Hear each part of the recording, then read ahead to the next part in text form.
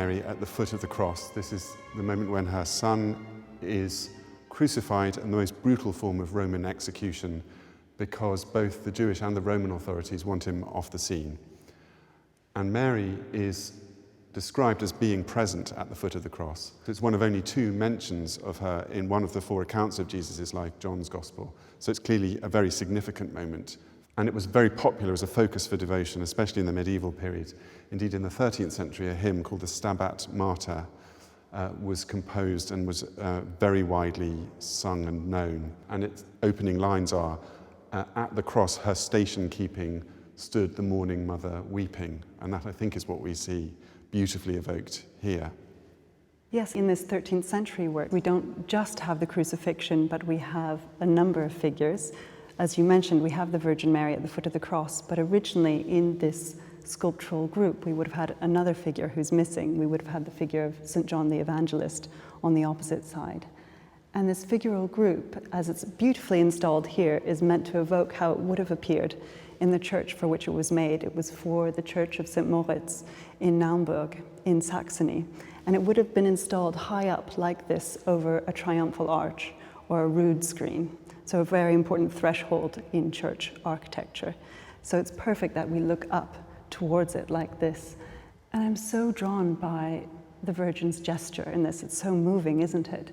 She's taking one part of her cloak up to her face, almost as if she's wiping away tears.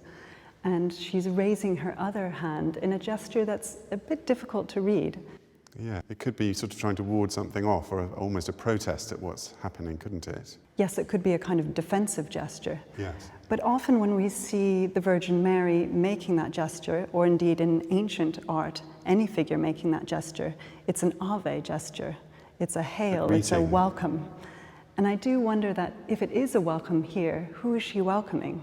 Well, that would be fascinating if it's a gesture of greeting, and might exactly pick up on what you were saying about the presence of another figure here, the beloved disciple, John, because as one of the 7 things that Jesus is recorded as having said when on the cross, one of them was to address both of them in turn, and says to Mary that she should take John, the beloved disciple, to be her own son, and says to John that he should take Mary to be his mother. And so it may be that she's greeting John. But either way, there's something about a sort of circle being completed in that moment, which also, I think, invites us in, because we too are potentially beloved disciples. Mary too could be our mother, and certainly in Christian traditions, she's been celebrated not only as the mother of Jesus, but the mother of all the faithful. And she could be addressing us at the same time. There's something else in this sculptural group that reminds me of those final words that Christ said on the cross, because where we might expect to see a dead Christ on the cross, as is very common, here if you look up at Christ's face, his eyes are open, his mouth is open, so this is a living Christ on the cross. And I think we're being invited to imagine what moment this is in the crucifixion. Could this possibly be a moment before his death and he's still alive? Or this might represent another kind of iconography, a representation of the triumphant Christ, as he's called. So he is triumphant over death. Even though he has died on the cross, he is represented as crowned and alive. There's certainly an ambiguity there, isn't there? Because if that's the case, Mary can't see it yet, can she? And she's still overwhelmed with grief.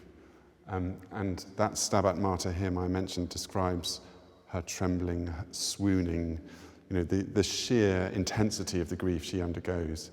Well, we certainly get that intensity of emotion here. Centuries later, this will really be something that artists pick up on. And I'm thinking in particular of a type of object that the focus is strictly on the Virgin's head and on her suffering at the foot of the cross. So we'll look at that object next.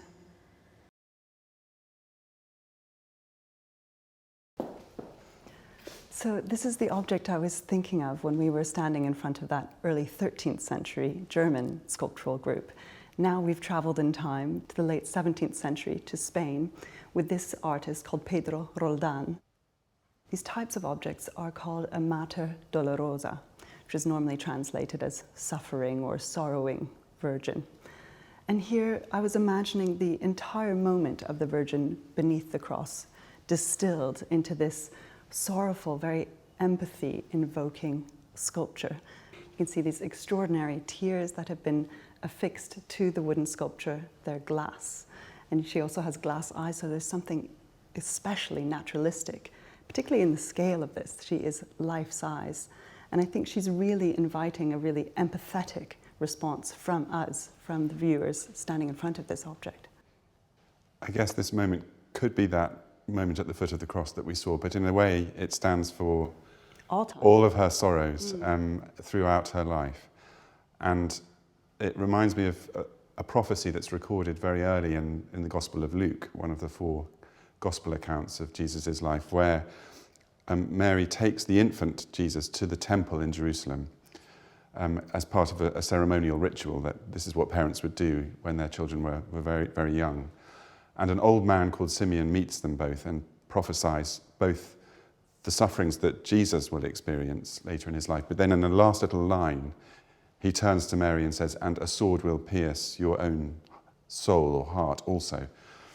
And that also, I think, establishes this co-suffering between Jesus and his mother that will kind of accompany them all the way through to the foot of the cross, so that when he suffers, she suffers too, in her own distinctive way.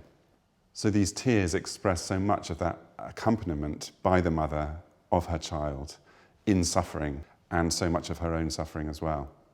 She weeps here, others will weep for her in due course, and in our next film we're going to look at the moment when Mary passes from this world, leaving others behind, shedding their tears for her. At the end of her earthly life.